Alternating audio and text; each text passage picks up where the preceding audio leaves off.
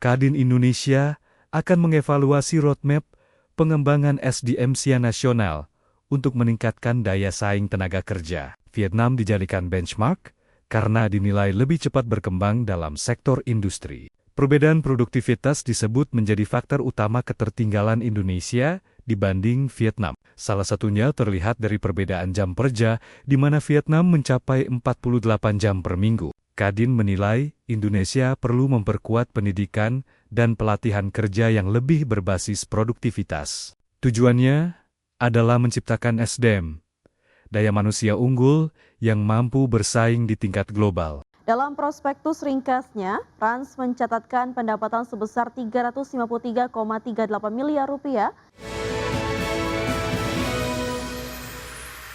PT Rans Entertainment Indonesia Tbk bersiap untuk melakukan penawaran umum perdana saham atau IPO. Ya, namun aksi korporasi ini justru dilakukan saat pendapatan perseroan mengalami penurunan 2 tahun terakhir. Dalam prospektus ringkasnya, Rans mencatatkan pendapatan sebesar 353,38 miliar rupiah pada tahun buku yang berakhir pada 31 Desember 2025 atau turun 13,91 year on year.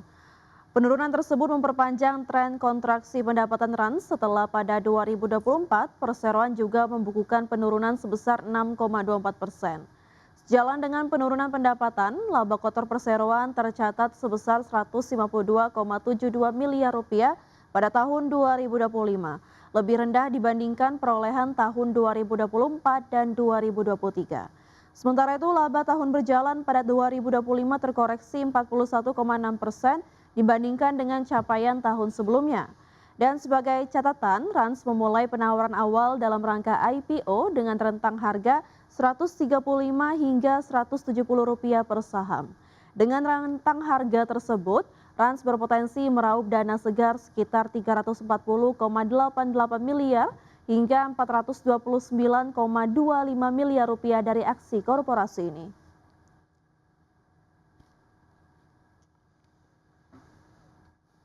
Pemirsa, dalam pengumuman terbaru MSCI pada 24 Juni 2026, MSCI menyoroti persoalan transparansi kepemilikan saham dan dugaan praktik perdagangan terkoordinasi di pasar modal Indonesia. MSCI bahkan memberikan peringatan jika kemajuan yang memadai belum terlihat hingga review pada November 2026, status Indonesia dapat diturunkan dari emerging market ke frontier market. MSCI memberikan peringatan terhadap pasar modal Indonesia terkait persoalan transparansi kepemilikan saham dan dugaan praktik perdagangan terkoordinasi yang dinilai mengganggu aksesibilitas investor institusi global. Dalam hasil MSCI 2026 Market Classification Review yang dirilis pada Rabu 24 Juni 2026, Indonesia menjadi salah satu negara yang mendapat perhatian khusus. Penyedia indeks global tersebut menyatakan akan terus mengevaluasi efektivitas berbagai reformasi yang telah diumumkan regulator dan otoritas pasar modal Indonesia. MSCI mengungkapkan bahwa investor institusi internasional menyampaikan kekhawatiran dalam terkait tingkat investibility pasar saham Indonesia yang dipengaruhi oleh minimnya transparansi struktur kepemilikan saham serta indikasi perdagangan terkoordinasi. Menurut MSCI, kondisi tersebut dapat menyulitkan investor dalam menentukan besaran free float yang sebenarnya dan mengurangi keandalan harga pasar sebagai acuan pembentukan portofolio maupun replikasi indeks. MSCI bahkan memberikan sinyal peringatan apabila kemajuan yang memadai belum terlihat hingga MSCI Index Review pada November 2026. Pihaknya akan mempertimbangkan berbagai opsi terhadap status pasar modal Indonesia, termasuk menurunkan status Indonesia dari emerging market menjadi frontier market.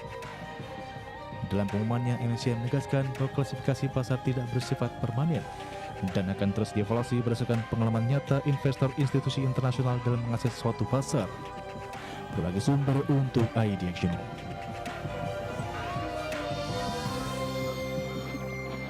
Ya, sementara itu meski MSCI dalam pengumuman terbarunya memberikan peringatan terhadap pasar modal Indonesia terutama terkait dengan persoalan transparansi kepemilikan saham dan dugaan praktik perdagangan terkoordinasi, namun lembaga penyedia indeks tersebut mengapresiasi langkah perbaikan atau reformasi yang telah diumumkan oleh regulator pasar modal Indonesia, baik OJK, Bursa Efek Indonesia maupun KSEI. Reformasi tersebut meliputi peningkatan keterbukaan pemegang saham dengan kepemilikan di atas 1%, klasifikasi investor yang lebih rinci, penerapan kerangka SHC maksud kami, hingga peningkatan free float minimum menjadi 15%. Namun demikian, MSCI menegaskan bahwa pengumuman kebijakan saja belum cukup karena yang menjadi perhatian investor institusi internasional adalah implementasi yang konsisten dan dampak berkelanjutan dari berbagai langkah tersebut di seluruh pasar. MSCI menyatakan akan terus menilai cakupan konsistensi serta efektivitas implementasi reformasi tersebut dalam konteks penentuan free float dan penilaian keteraksesan pasar secara lebih luas.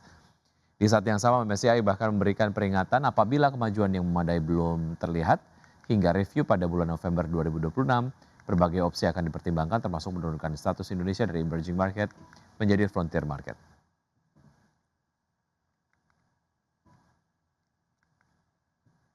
Pemirsa, rapat umum pemegang saham tahunan Clearing Penjaminan Efek Indonesia atau KPEI menetapkan Antonius Herman sebagai Direktur Utama periode 2026-2030 menggantikan Iding Pardi. Ya, RUPS tahunan juga menyetujui laporan kinerja operasional dan keuangan untuk tahun 2025 yang mencatatkan rata-rata nilai transaksi harian bursa sepanjang tahun 2025 mencapai 18,07 triliun rupiah atau meningkat 40,64% dibandingkan dengan tahun sebelumnya. Melalui rapat umum pemegang saham tahunan yang diselenggarakan Senin 22 Juni 2026, PT Clearing Penjaminan Efek Indonesia atau KPEI menetapkan Antonius Herman sebagai Direktur Utama periode 2026-2030 menggantikan Iding Pribadi yang telah menjabat sebagai Direktur Pengembangan PT Bursa Efek Indonesia. Sementara Direktur Clearing Penjaminan dan Pengawasan KPEI diduduki oleh Satya Birawa dan Direktur Teknologi Informasi dan Manajemen Proyek diduduki oleh Irmawati, serta Direktur Keanggotaan Riset dan Dukungan Bisnis diduduki oleh Ignatius Deni Wicaksono. Selain menyetujui susunan direksi baru, RUPST KPEI juga menyetujui laporan kinerja operasional dan keuangan untuk tahun 2025, di mana rata-rata nilai transaksi harian bursa sepanjang tahun 2025 mencapai 18,07 triliun rupiah atau meningkat 40,64% dibandingkan tahun sebelumnya. Sementara untuk nilai penyelesaian transaksi mencapai sebesar 5,47 triliun rupiah dengan tingkat efisiensi transaksi mencapai 63,34%. Adapun nilai transaksi PME atau pinjam meminjam efek mencapai 118,9 miliar rupiah dan nilai transaksi triparty repo tercatat sebesar 544,98 miliar rupiah.